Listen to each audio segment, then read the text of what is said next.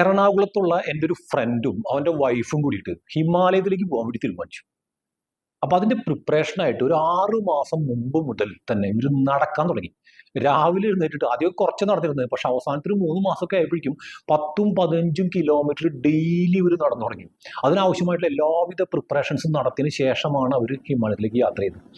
Actually അവിടെ എത്തിക്കഴിഞ്ഞാൽ അവിടെയും ഒരുപാട് സ്ട്രഗിളൊക്കെ ഉണ്ടായിരുന്നെങ്കിൽ കൂടി അവർക്കത് കംപ്ലീറ്റ് ചെയ്യാൻ വേണ്ടിയിട്ട് പറ്റി. എന്നാൽ അവിടെ വന്നിട്ടുള്ള ഒരുപാട് പേര് കൃത്യമായിട്ടുള്ള പ്ലാനിങ് ഇല്ലാതെ വന്നുകൊണ്ട് മാത്രം അവർ സത്യം പറഞ്ഞാൽ കുറച്ച് കഴിഞ്ഞപ്പോഴേക്കും അവർക്ക് ശ്വാസം മുട്ടി, മസിൽ കയറി, അങ്ങനെ പെയിൻ വന്നു, അങ്ങനെ കുറേ പേരൊക്കെ പാതി വഴിയിൽ വെച്ചിട്ട് ആ ഒരു യാത്ര അവസാനിപ്പിക്കേണ്ടി വന്നു. അപ്പോൾ ഈ ബിസിനസ് എന്ന് പറഞ്ഞാലും ഇതുപോലത്തെ ഒരു വലിയ യാത്രയാണ്. അപ്പോൾ ഈ യാത്രയിൽ നിർബന്ധമായിട്ടും നിങ്ങൾ കീപ്പ് ചെയ്യേണ്ട, നിങ്ങൾ തയ്യാറായിരിക്കേണ്ട ചില കാര്യങ്ങളെ കുറിച്ചിട്ട്, അല്ലെങ്കിൽ 3 കാര്യങ്ങളെ കുറിച്ചിട്ടാണ് നമ്മൾ ഈ വീഡിയോയിൽ പറയാൻ വേണ്ടി പോകുന്നത്. ഒന്നാമത്, build systems from day 1. Actually ഈ സിസ്റ്റംസ് ഒക്കെ ഉണ്ടാക്കുന്നത് എപ്പോഴും ഏറ്റവും അവസാനമാണെന്നൊരു ചിന്താഗതി വേണ്ട. നമ്മളൊരു ബിസിനസ് തുടങ്ങുന്ന ആദ്യത്തെ ദിവസം മുതൽ തന്നെ അതിനകത്തേക്ക് സിസ്റ്റംസ് കൊണ്ടുവരാം. ചെറിയ ചെറിയ സിസ്റ്റംസ് മതി. സിമ്പിളായിട്ട് പറഞ്ഞാൽ ഒരു കസ്റ്റമറെ എങ്ങനെയാണ് ഡീൽ ചെയ്യുന്നത്, അക്കൗണ്ട്സ് എങ്ങനെയാണ് മാനേജ് ചെയ്യുന്നത്, എങ്ങനെയാണ് മാർക്കറ്റിംഗ് ലീഡുകൾ ഉണ്ടാക്കുന്നത് തുടങ്ങിയിട്ട് ചെറിയ ചെറിയ കാര്യങ്ങൾ പോലും സ്റ്റാർട്ടിങ്ങിലെ സിസ്റ്റമാറ്റിക്കായി പോയി കഴിഞ്ഞാൽ പിന്നെ നമുക്ക് ഈ കമ്പനി എത്ര വലുതായി കഴിഞ്ഞാലും അത് ആ സിസ്റ്റത്തിൻ്റെ ഉള്ളിൽ തന്നെ നിൽക്കുകയും ചെയ്യും.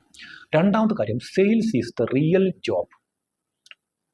സെയിൽസ് എന്ന് പറയുന്നത് ശരിക്കും സിഇഒയുടെ ജോബ് എന്നാണ് പറയുന്നത്. അത്ര പ്രധാനപ്പെട്ടതാണ്. എന്ന് പറഞ്ഞാൽ ബാക്കിയുള്ള എന്ത് കാര്യം നടന്നില്ലെങ്കിലും സെയിൽസ് നടന്നാലേ മറ്റുള്ള കാര്യങ്ങൾ മുഴുവൻ നടക്കത്തുള്ളൂ, അറിയാം.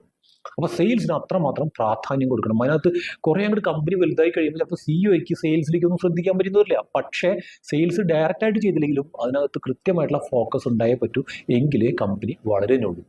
അടുത്തത്, സെയിങ് നോ ഇസ് ഗ്രോത്ത് ആണെന്ന് മനസ്സിലാക്കുക. പല കാര്യങ്ങളും വേണ്ട എന്ന് തീരുമാനിക്കുക എന്നുള്ളൊരു കഴിവ് ഒരു ബിസിനസ്സുകാരൻ നേടിയിട്ടേ പറ്റൂ.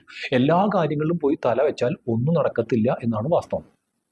ഓക്കെ, എന്തായാലും ഈ വീഡിയോ നമ്മൾ കണ്ടുകൊണ്ടിരിക്കുന്ന കുറേ പേര് ബിസിനസ് സ്റ്റാർട്ട് ചെയ്യുന്ന തുടക്കക്കാരായിരിക്കും.